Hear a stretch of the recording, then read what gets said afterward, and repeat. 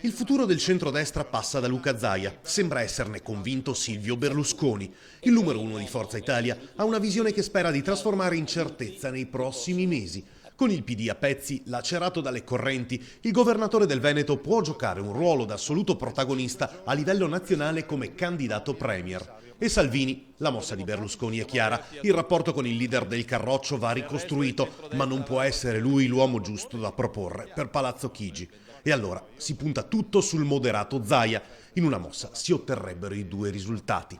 Dalla segreteria di Berlusconi gettano acqua sul fuoco e smentiscono le dichiarazioni apparse oggi su Repubblica.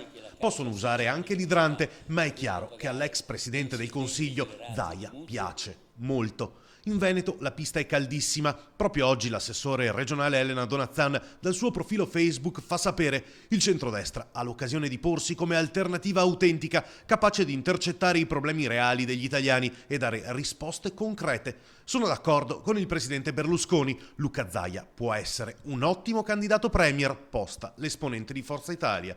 E a proposito di azzurri e del rapporto da recuperare con la Lega, Eleonora Mosco, vice sindaco uscente e bitonciana di ferro, è stata selezionata da Berlusconi in persona come nuovo volto del partito per le ospitate in TV.